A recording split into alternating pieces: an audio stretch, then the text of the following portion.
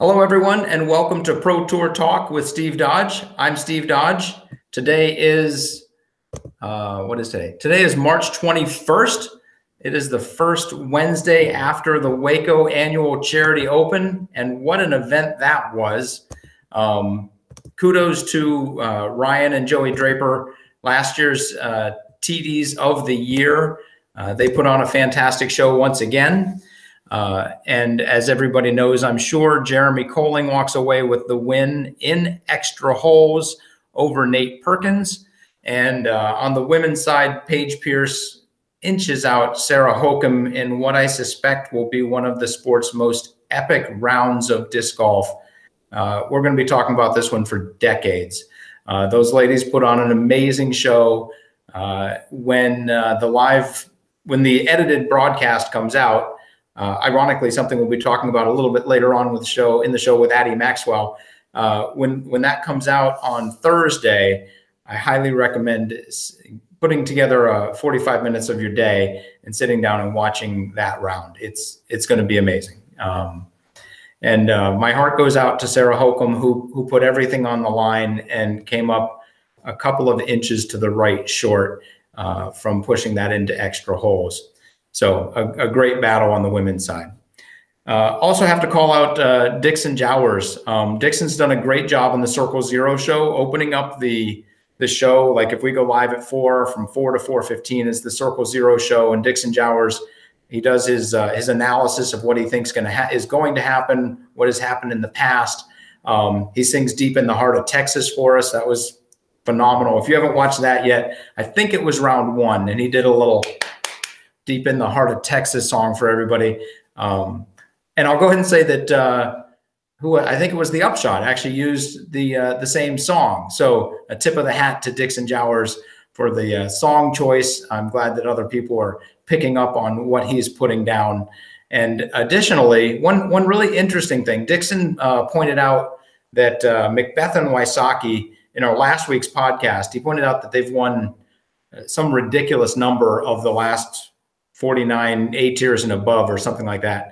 And I think 48 of the 49 A tiers and above, they've been one of them has been in first, second, or third place at every single one of them. And so those guys have been a dominant force, and it was really nice hearing other people catching on to what Dixon is saying and realizing this. He has amazing insights, and that Circle Zero show is not firing on all cylinders, but it is definitely working and getting people interested in what is about to happen on the live broadcast. So a tip of the hat, tip of the tuft to Dixon. Thank you guys. Thank you very much. The other thing I have to say about Dixon, he's doing some player interviews that are just helping me learn a lot about these players. During the Memorial, he interviewed Ricky Wysocki, and Ricky told the story of how he kind of tanked his baseball so that his baseball college career, I believe it was, so that he could play disc golf. And he said, "Don't tell my dad." And it was a beautiful moment. And he said, "Don't worry, my dad's not going to watch this, but I really don't want you to tell my dad." So that was like a real genuine moment, and we saw Ricky as a human being that could be really fun and down to earth. And then Jeremy Colling at the Waco. If you haven't watched this yet, you have to go watch it. Jeremy Colling's interview at the Waco, where he tells his childhood nickname of Lionheart, which was I think he gave it to himself when he was 5 or 6. And he talks about how his parents were uber hippies, and they wanted him to have a name like Lionheart so that he could grow up and have a lion heart.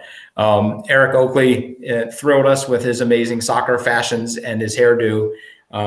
So Dixon's doing a great job of letting us know more and more about these players. I really liked the Madison Walker interview and what she's doing coming back from her injury as well. She came back from her injury, and she's had like a little bit of a shift in the way that she views being on tour, which was really refreshing to hear. So kudos to Dixon. He's doing a phenomenal job. If you haven't watched yet, tune in the first 15 minutes of each live broadcast, and watch the Circle Zero show with Dixon Jowers. He's doing a great job. Next, let's talk real quick about viewership statistics. Concurrent viewers for Waco last year averaged about 1.1 thousand. It was 1.1 thousand for day 1, 900 for day 2, and 1.3 thousand for day 3. And that's like peak level concurrent viewers. This year, concurrent viewers were 2,500 for the first 2 days, and over 3,000 for day 3. 250% growth. Well beyond anywhere near what my goals would have been for that. The total viewership for last year was 30,000, day 1, 2, and 3. The total viewership already for the Waco live broadcast is over 60,000, 65,000 actually. And then average watch time went up by 8 minutes to just under 34 minutes on average, which is 6 minutes shy of my goal. But the first 30 minutes of the Waco event was, we had trouble with the broadcast because of the power lines, we think, and the signal was very weak under those power lines. And then additionally, we had this significant weather delay on the final round that probably cut 15 minutes off everybody's watch time. Although I will say, shout out to Smashbox. Those guys did a great job. We had a 30-minute delay, and they were able to fill it with interesting content that kept over 65% of the people watching. I think when Wimbledon has their notorious rain delays, they would love it if 65% of the people stayed tuned in. And kudos to Smashbox. They did a great job of keeping people engaged and letting them know we're going to be coming back to the action as soon as the course is safe. And lo and behold, they did. And we had well over 2,000 people watching the final few holes, which was a testament to Smashbox's ability to keep people entertained. Third thing, real quick, raffle prize winners. Day 1 raffle prize winner. Congratulations to Roberto Clemente. I suspect that might be Junior. The day 2 raffle prize winner was actually the Disc Golf Podcast. Nobody got day 2 raffle right, so we randomly picked among all of the people that super chatted. So even if you don't get it right, you still have an opportunity to win. So just super chat and you could win yourself a pair of Keen shoes. The third winner of the Keen shoes through the super chat raffle was Frank Reynolds. Congratulations, Frank, day 3 super chat winner. In just a little bit, we're going to be bringing in Addie Maxwell. She wrote a piece on Ultiworld probably a week and a half ago, maybe a week ago, about women's disc golf and getting equal coverage for it. And we're going to have a nice conversation and maybe lead towards where we can go and how we can improve women's disc golf coverage. And that's going to be very fun because Addie wrote a piece that I think it broke the internet for a little while with how excited people got. And opinions are a wonderful thing and conversations are an even better thing. So we're going to do the latter and give our former. I'll go ahead and touch on 3 more, maybe 2 or 3 more pieces of information about the Pro Tour, and then we'll bring Addie on. The first thing is actually about women's tees. We posted on our news feed a review of the successes at the memorial for the 12 women's tees that we had. You can go on the page and read the article. I won't read the whole thing to you. A couple quick highlights though. Circle 2 in regulation on the 12 holes that were on 10 of the 12 holes. There were 2 one hole was changed to too short and one hole was an aberration that we don't quite know yet. And I touch on those in the article. But on 10 of the 12 holes, Circle 2 in regulation changed from just above 5% to just below 50%. Our target is 50%. We want 50% of the field to get inside Circle 2 or somewhere around there. It could be 40 to 60 to get inside Circle 2 and have an opportunity at birdie. If less than 20% are getting inside Circle 2, the hole is probably too long, and whether it's men or women, and the players don't realistically have a shot at birdie. So if that's one of the statistics we can look at, and that statistic changed drastically for the better. And then on the birdie percentage, which would again fall out from that, Basically, if 50% of the people have an opportunity to card the birdie, you'd expect maybe about half of those people would actually get the birdie. And at the Memorial, on those 10 holes that changed, there was actually a total of 1 birdie, which is, I can't even see that percentage. It's so small, under 1%. And it changed to 22% on the 10 holes that changed. So again, a very good change on those 10 holes that changed. So statistically, those holes played much better for the women's side of the game. The other article that we just put out was is Prospective Pro Tour events, and those we've announced 4 Prospective Pro Tour events: one in San Diego, one in St. Louis, one in Denver, and one just outside of Fredericksburg, Virginia. And you can go to the website, check that out. And there's actually a link at the bottom of it if you would like to become a prospective venue for the future for consideration. So these are going to be test events. We're going to invite the touring pros to stop by those events on the way from one stop to the other. They should be geographically sensible. And then depending on what the reviews are, you just might see a stop in one of those cities next year on the Pro Tour. And the last thing before I pull Addie in here, I'm just going to go over, I'm a numbers junkie. And you guys, if you're sitting there in the room with somebody else or in the chat, I challenge somebody right now, who is leading the Pro Tour standings on the men's side right now? It might surprise you. Consistency is key. So in fact, in first place, carding a 3rd at the Memorial and a 4th at Waco, is Nate Sexton with 139.33 points. 1/3 of a point behind him is Paul Macbeth, who's carded a 5th and a 3rd. So, oh, wow. And Jeremy Coling, who carded a 15th and a 1st. So there's a lot of different ways to get to 139 points. 4th place is Ricky Wysocki, and rounding out the top 5 is Seppo Payu. So this could shape up easily to be the most exciting points race we've had yet. After 2 events, there's 3 guys within a 1/3 of a point. So it's already shaping up to be very exciting. On the ladies' side, it is not shaping up to be quite as exciting for the first spot, but second spot is indeed just as exciting. And on the ladies' side, the top 4 women get a bye into the semifinals. So the top 5 women, I'll name the top 5 women. Only 4 of these women are going to get a bye. Obviously, Paige Pierce with a 1st and a 1st is in 1st with 200 points. Lisa Fakis is in 2nd. She's got a 2nd and a 3rd, 155 points. Sarah Hokum is 10 points behind her with a 6th and a 2nd. Jessica Weiss, 137 points, 8 points behind Sarah, is in 4th. And just 8 points behind her is Katrina Allen. So those 5 women have got quite a battle on their hands. The top 4 get a bye into the semifinals at the Tour Championship. The top 12 qualify for the Tour Championship. So all of those women have a very good shot at qualifying. And realistically, right now, they're just jockeying to see who can get that first round bye. So that's it for my week in the news for the Disc Golf Pro Tour. And with that, I'm going to go ahead and invite in Addie Maxwell. And we'll see if we can have a really good conversation here. Let's see if I can figure out how to unmute Addie. Addie, can you unmute yourself, or do I have to do it?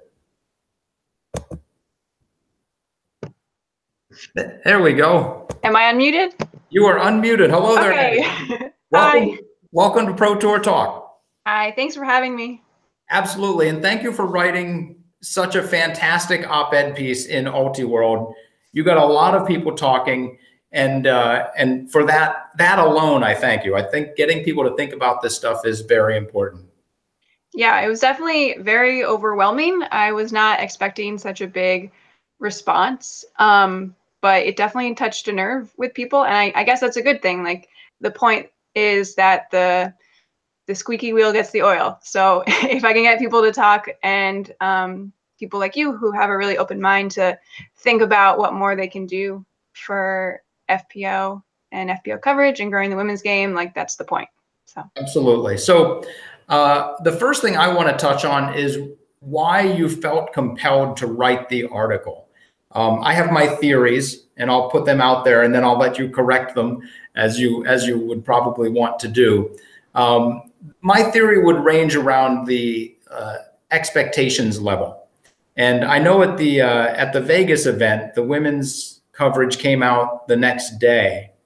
And at the Memorial, our plan was to come out with the coverage Tuesday through Thursday. And that's, we developed this, the women's window is Tuesday through Thursday after the event, and the men's window is the day after the event. So it would usually be Saturday through Monday. My guess is that the fact that that didn't come out soon maybe caused some emotional unhappiness, and then the ball started rolling and you started doing some investigating. I think that's part of it, but I think that it starts much farther back than that. So I've been playing sports my whole life. I played sports in school all the way through college, and I played tennis. So I always experienced both playing sports in a way that was protected by Title IX. So there was always a men's and a women's or a boys and a girls option. And then also playing tennis, that's a sport where it's probably the most visible and gender equitable at the same time. You know, we know Serena Williams' names just as well as we know Roger Federer's. And then after college, I played ultimate frisbee, which is another fairly equitable sport. Like, there was always an option for me to play and to see myself at a high level. So coming to disc golf has been sort of this crazy, like, wake up call of like utter confusion of why it feels so unequal, like trying to figure that out, and realizing that the priority for people in positions of power in disc golf is so much, their priority is so much with the MPO, and that's where they think that the money is just like automatically. And I don't think that that is the case. I think that if women's disc golf is invested into the same way that men's disc golf has been, it can be just as successful. So, and there's been a lot of examples of that before, you know, that 1 week where there was a lot of coverage and then there wasn't. You know, I think like looking at the disc golf world tour is a great example of not seeing options for professional women players. So the disc golf pro tour, I think you guys have done a really good job in context of disc golf as a whole. And I quoted your article from last October in the beginning of my article, where you were sort of promising a lot for FPO. And so I was like, yes, like finally somebody gets it. And for the most part, I think that you do. Like, I can tell that it's all this is coming from a really great place. So it was frustrating, yes, then to see sort of the PDGA incentivizing the next day coverage of both men's and women's league cards, and then to go to the next week to the Disc Golf Pro Tour where I'd been like all on board, and see it not be the same. And so that was disappointing. But I think it's also important to understand that it's more than just that. Like, I think a lot of female athletes have experiences that have been their whole lives where they play sports and they feel great about it, and then someone kind of knocks them down just because they're a woman. And I think that understanding that that is the background of many women's frustrations in disc golf and like the visibility of women's disc golf is super important. There's a lot to unpack there, and I say thank you very much for getting it out so concisely and quickly. We are on a time crunch here. Oh, I'm sorry. Oh, no. I think it's great that you got all of that out, and I'm impressed that you did it all in 4 minutes or whatever that was.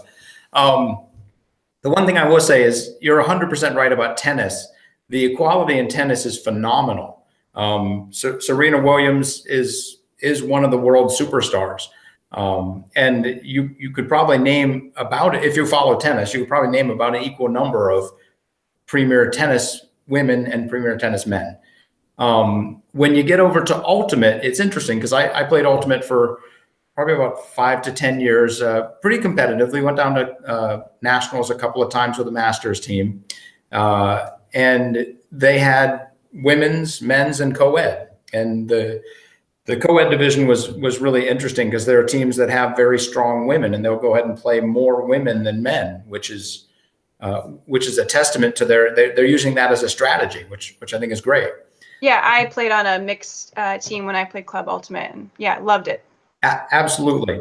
The interesting thing on the Ultimate side, for USAU, it is very even, and they care about men, women, and co-ed.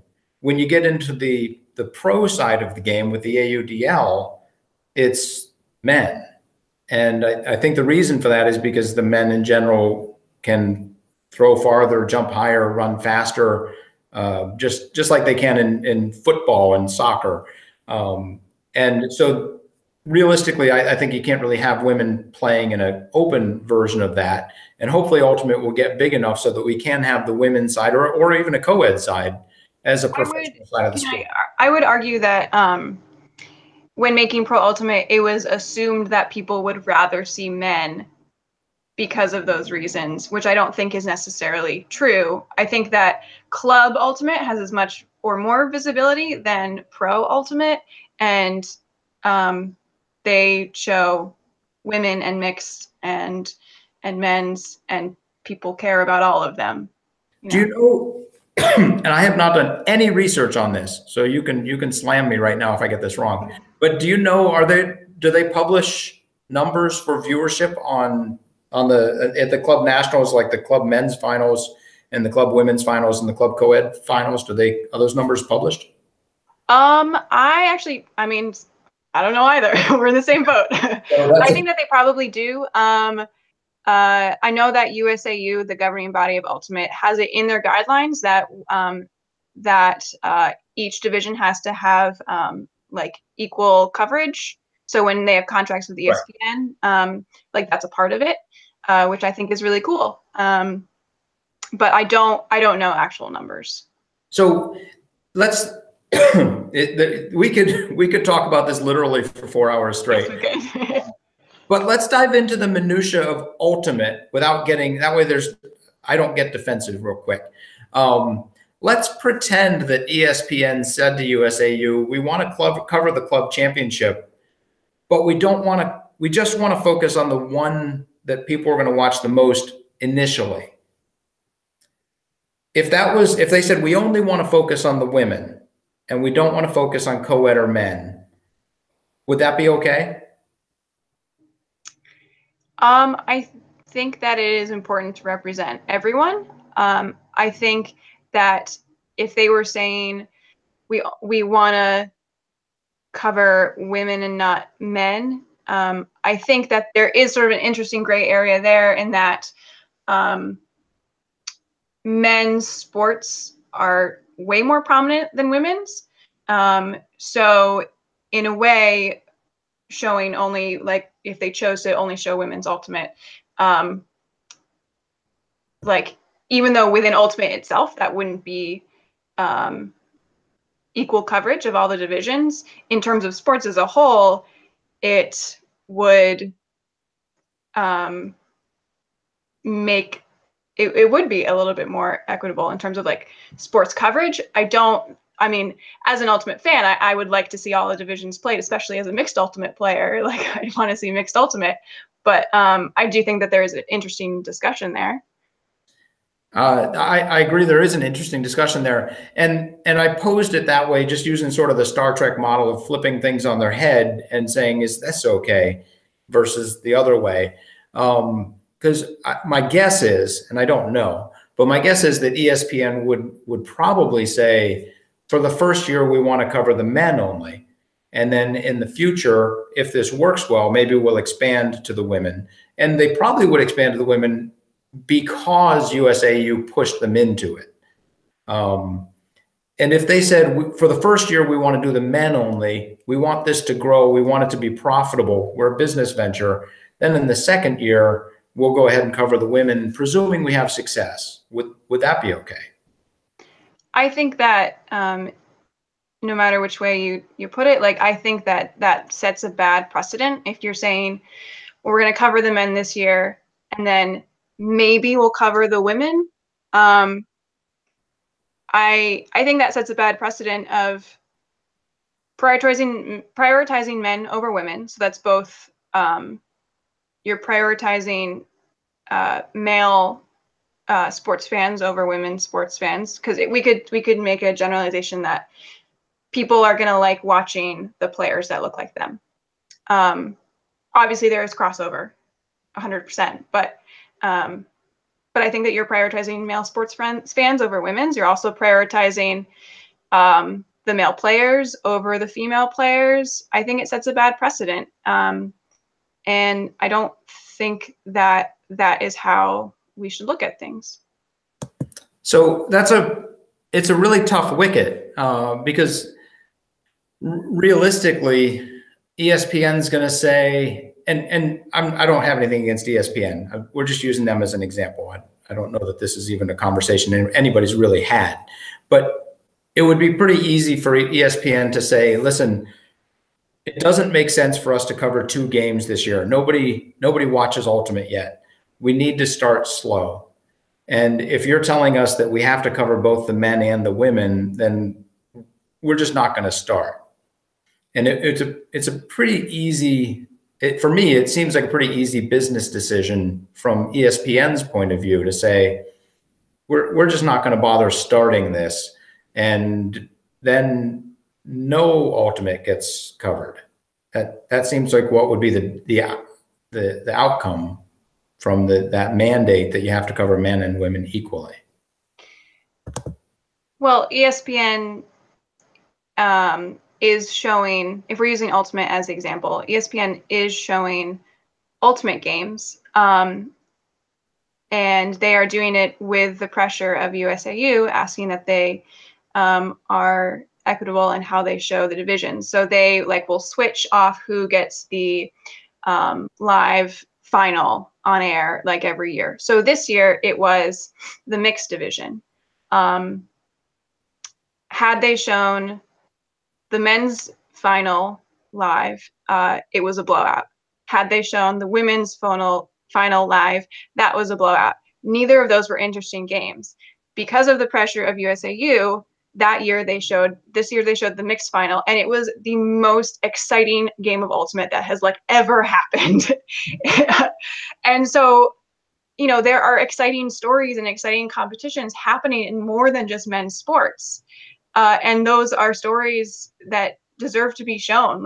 We're, by not showing as much women's sports, and in this case, not giving as much visibility to women's disc golf, there's all of this potential for exciting stuff that people will want to see that, that isn't happening. And I think that's a huge missed opportunity.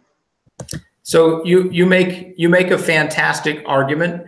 I have one quick question on this. Did ESPN know that the women's and men's games were blowouts, or did that just, they got lucky? This was all planned ahead. So it was, it was luck that this was the year that it was the mixed game in the finals, but mixed is usually considered to be kind of the lesser of the 3 divisions. So I think without pressure, it probably wouldn't be shown as much. But because of the pressure of ASAU to have it be equitable, this final was shown, and it was incredibly exciting. It was double game point or something like that. So I gotta say that's a fantastic story. I'm really happy that not only, and I'll agree with you, I haven't played women's, but I've played men's Ultimate and co-ed Ultimate. And co-ed is definitely sort of viewed as the redheaded stepchild of Ultimate. But it's awesome that game got seen, and that game was not a blowout. I think you roll the dice, and sometimes you get lucky, and I think that turned out to be a really great thing that happened. It's funny because you said this was all decided well in advance, and I was like, wait a minute, they knew there were going to be blowouts, and then I realized that's not what you were talking about. No, it's just the schedule. They already planned the schedule. It'd be great if they planned the blowouts. So we have just a couple minutes left, and I'll go ahead and just say I'm really happy that you got this discussion going. We at the Pro Tour are clearly dedicated to growing the women's side of the game. You're absolutely right. We wrote the article at the beginning of the year that said we want to put out women's teas, we want women's hospitality and conveniences. We want to spread out the pros, so we encourage women to step up so they can play with the top pros in the world. We're going to reduce entry fees. We're going to increase and improve the video coverage. And I'll go ahead and say, in my opinion, I think we're doing all of those things. And the last and most important one is the increased and improved video coverage. We did not do next day air coverage. And as you and I were talking about before the broadcast, there's some debate about whether or not whether the women's coverage going off next day air or a few days later where it can breathe on its own, which of those gives the women more views. There's debate between us, at least, on which of those works. Yeah. So we've chosen this path for this year, and I will be very happy to review that for next year and make a more educated decision. But I will say that this year we have Terry Miller, a professional, is doing the editing and putting it into the live broadcast. So the live broadcast presentation of the women is much better than last year when I just did it to sort of prove that it was a concept that can happen. And then additionally, last year we didn't put out any edited coverage except for those little snippets that I did. And this year we're putting out the edited coverage. It comes out, just so everybody knows out there, Tuesday to Thursday after the event, we'll be broadcasting the women's edited shot-by-shot coverage with commentary, and when we can, with commentary from a female, either competitor or leader in the sport. So that's the goal. That's what we're doing this year, and I'm actually relatively happy with all of those things that are going on. Oh, I actually forgot the sixth thing, which is inclusion on we have a huge scoreboard. And last year we didn't utilize it for the women, and this year we are. And when the women come around hole 18 and they see that board filled in, it's just one extra thing that shows, listen, we care. We want the women's side of the game to grow. So Addie, I'll leave the last words to you. And if you would like to put out there any ideas for, but you know what it all comes down to? It all comes down to money, really. So if you'd like to put out any ideas on how we could raise some money to get extra exposure on the women's side of the game, I'll leave that to you, and I'll let you to say goodbye and your last thoughts. Okay. Well, I do want to say that I do recognize and really appreciate and respect all of the work that you are doing on the Disc Golf Pro Tour to have better experiences for the female players and also the fans of the women's game. I do think that the main attraction is the rounds, and not everyone can be there to see it live in person. I'm one of those people, and that really is my perspective, is that I am an amateur player and a fan of the FPO division, and the improvements are great and wonderful, but I do think it's still fair to critique, and because if I and other people aren't constantly pushing for equal coverage, equal visibility in the sport, it's never going to happen. So I appreciate you, and I appreciate you talking with me, and I appreciate how we can move this forward together. From reading about some of the feedback of my article, I thought a really great idea that was brought up was that more women need to be involved in disc golf media. So that can be both women taking it up on their own. I'm going to start a video channel where I'm going to film women's rounds, or I'm going to write for LT World, or all these different things, or I'm going to start my blog. I also think that members of disc golf media should recognize that they are not, they're missing out by not having the perspectives of women in their companies, and should seek out women to add voices. And so I think the the commentary that Jomez and like Disc Golf Guy footage has had recently, where they've had women commenting. I actually was just listening to or watching the Disc Golf Guy footage today from Waco, and he had the Ladies of the Chain women on, and that was great. So I think more of that, and that will make a change if women continue to be vocal. Addie, thank you very, very much for joining us. And thank you for putting your opinion out there and for weathering the storm and for continuing to point out that equality is always the best option. We will have to disagree a little bit, I think, because I feel that there's a business proposition that has to be met first. And once that business proposition is met and the Pro Tour itself is sustainable and profitable, which will hopefully will break even this year, and then next year will be sustainable and profitable. Once that happens, then we will be able to take more and more resources as we grow and apply them equally to both divisions. But your opinion is genuinely heard, genuinely appreciated, and you are, as you say, a squeaky wheel.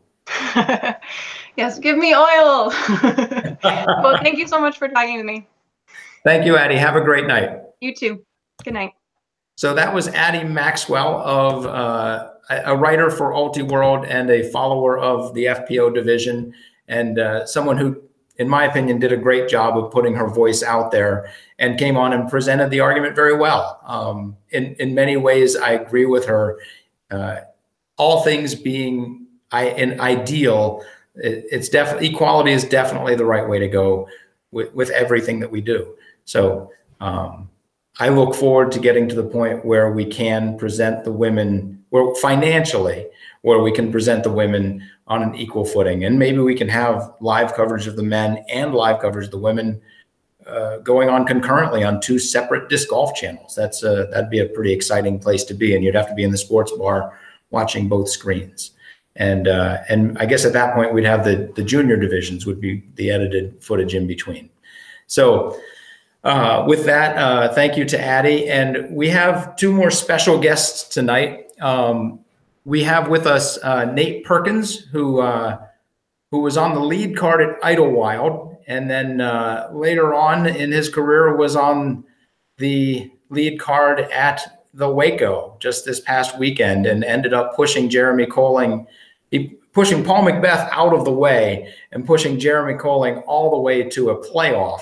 So we're going to talk with Nate, and then we're going to bring in a friend of Nate's, Alyssa. We could bring them both in together at the same time, actually. And we'll talk to Nate a little bit about the tournament. And then really, I want to know who these 2 people are. So with that, Nate and Alyssa, do you have a mute button that you can undo? Yeah, I think it's unmuted. You are unmuted. Hello there. It's great to see you both.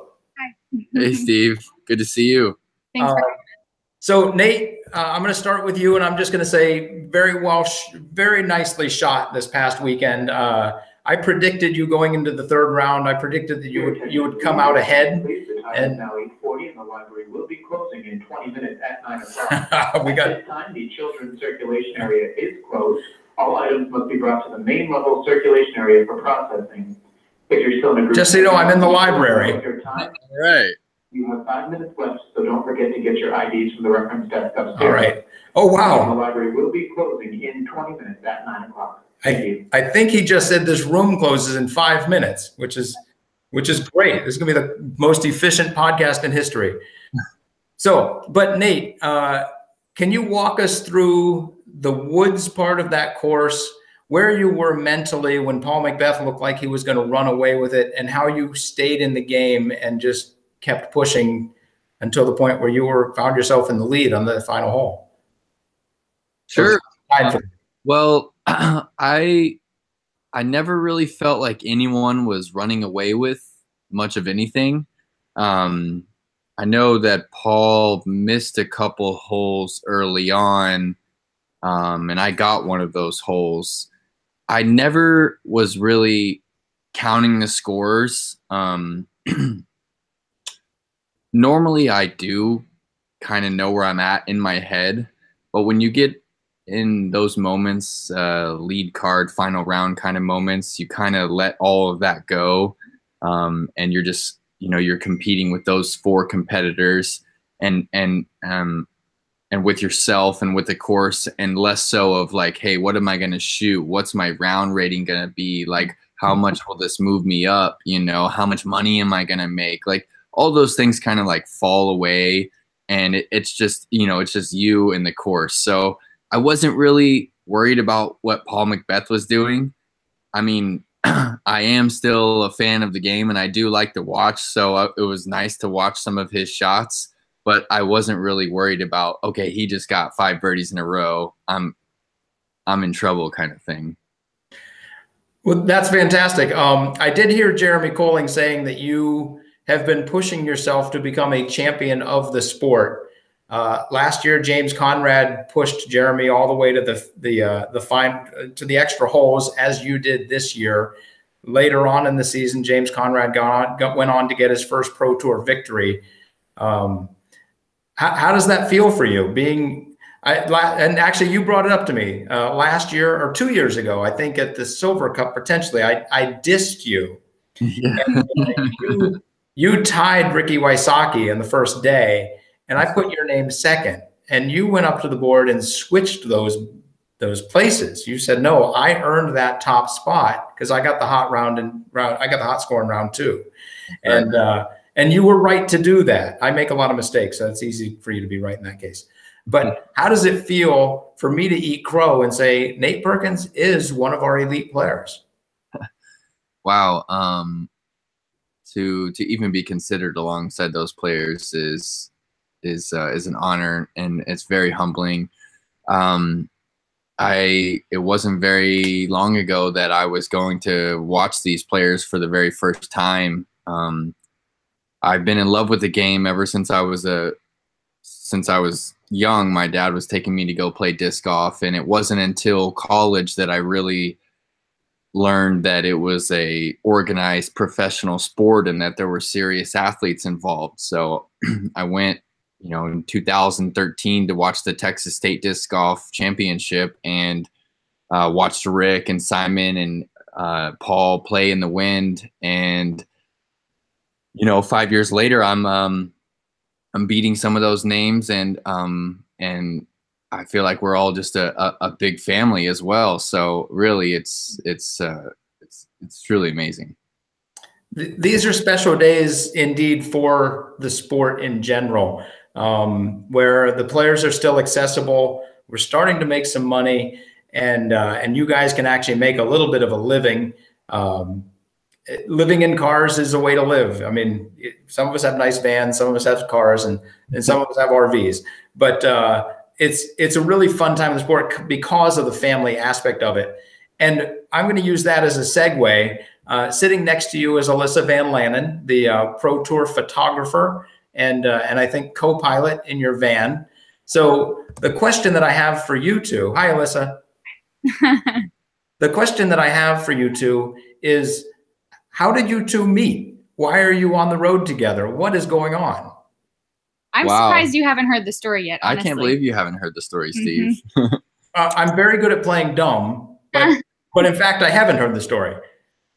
Well, do you want to start, or do you? Well, actually, you kind of made reference to it, because the first time we met was the day that he changed the leaderboard and put himself on top. So, go back a little bit farther, though. I think. Yeah.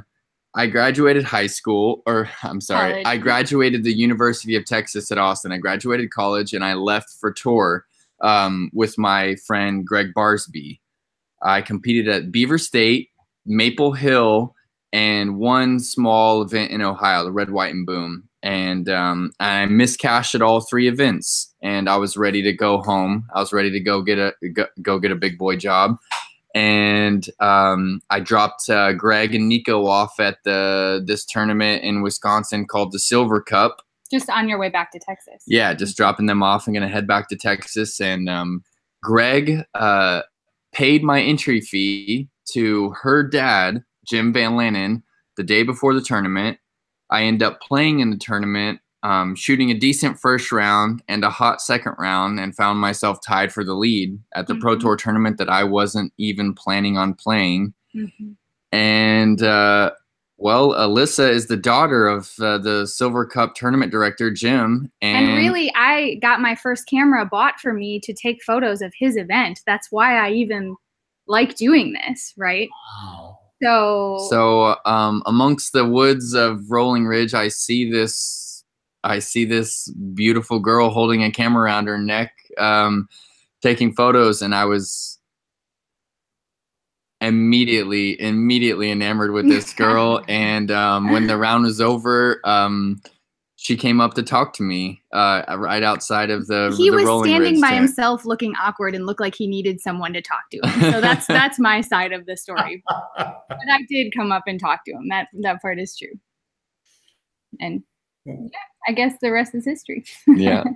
So what do you mean the rest is history? What did that first conversation sound like? Actually, I don't even know. Well, do you know what the first thing you said to me was? Well, I'm on cloud nine. You know, I just played on the lead card for my first time in front of the cameras, in front of the crowd, and everything. And I'm talking to this beautiful girl, so I've got nothing to worry about in the world. And to be honest, I was coming on pretty strong. I was, I was really into her, and I was trying to buy myself some time for later, for under the fireworks kind of thing. Buying me spotted cows from New Glarus in Wisconsin. Yeah, buying her some beers with the money he didn't have, so I don't know where that came from. But. Yep. You find it when you need it. Yeah, and then I ended up staying in Wisconsin for another week to hang out with her, and left to go play a few more events. And every week in between tournaments, he just kept showing up back in Wisconsin. I don't know. Yeah, it didn't matter where the tournament was. He broke down. He still somehow made it back to Wisconsin.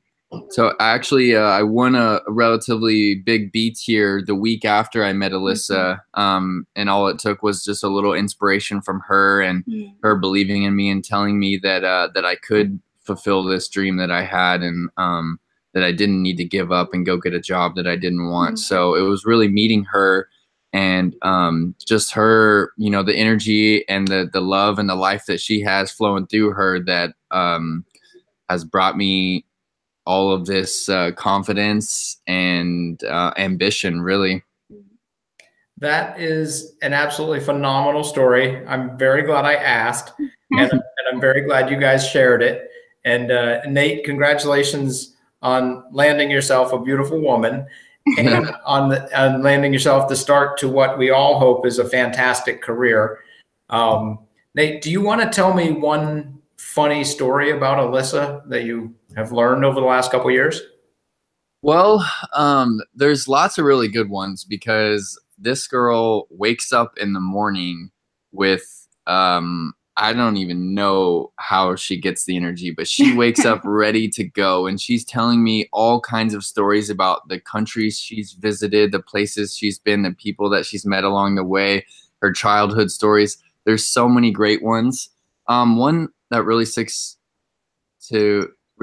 in my head is the story with Steady Ed. So her dad built a course in Wisconsin, Silver Creek Park, and he got Steady Ed Hedrick to come out and cut the ribbon for the course. Oh. And so they became pretty good friends, and I believe Alyssa was 10 or 11 years old at the time. About that. She was about young. 10 or 11 years old, and Steady Ed stayed at their family's hotel and restaurant right on the waters of Lake Michigan, and her and Steady played a little game of mini disc golf in the halls of her hotel. Along with my we'd play with goals of certain hotel rooms. So you'd shoot. I envy you that memory. So I'm in her. Those are really good things. I'm in her house, a few days after the Silver Cup, and I pick up a mini, and it's got a handwritten message from Steady Ed to her on it, and I'm like, who is this girl? That's funny. Alyssa, do you want to reciprocate? I'm not sure I have any good disc golf ones. No, it doesn't have to be disc golf. Just something ridiculous that Nate's done that nobody else knows about. Yeah. So so if you know him pretty well, he's a very good writer and very creative and a great storyteller and can really tell anyone anything about anything, right? So his mom told me once this story about, I think you were in 4th grade, when he wrote this essay. Everyone had to write an essay for their Texas state testing. I don't know exactly what it's called, you know, their standardized testing. And he wrote a beautiful essay about his favorite uncle and the last time that they went fishing. And if you know him, he's a big fisherman, one of his favorite activities. And he wrote this tearjerker of an essay about the last time that they went fishing. Okay. And a couple weeks later, his teacher came up to him just bawling and said, "We need to submit this for something. We need more people to read this essay. It's beautiful." And they sent it into a national competition. And fast forward a couple weeks later, and he won the entire competition. Wow. Yeah. So he really is a beautiful, beautiful writer. So that piece was published? So was it published? It's probably somewhere in an archive somewhere. So he had to go to Houston and talk all about it. It's not over. And guess what? His Uncle Bob, he's in Austin right now. We just saw him last weekend. He made the entire story up. Because everyone, his whole school knows about this essay now nationally. You know, he just absolutely made up off the top of his head about Uncle Bob, the fisherman. I apologize for ruining the audio on that, but that was beautiful. Oh my God. Well done, Nate. Yeah. So congrats, Nate. It's a good thing. It's pretty awkward to stand up in front of a bunch of teachers and tell about it. And your fake dead uncle. Yeah.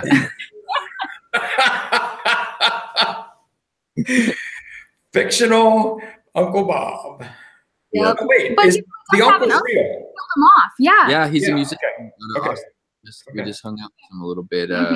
So when I met Uncle Bob, it was a little awkward. To say the least. Well, thank you both very much for sharing some time with me. Those were great stories. And Nate, I can't wait to see you in Jonesboro. You too, Alyssa. And here's to a great season and a great many seasons to come. Your attention, please. Your attention, please. There we go. Yeah, thank you. At 9 o'clock. At this time, we have Good night, everybody. Take care. Thank you. And with that, I'm Steve Dodge. Pro Tour Talk for March 21st is complete. Thank you all very much for watching or for listening. And we'll see you next week with more tales from the tour.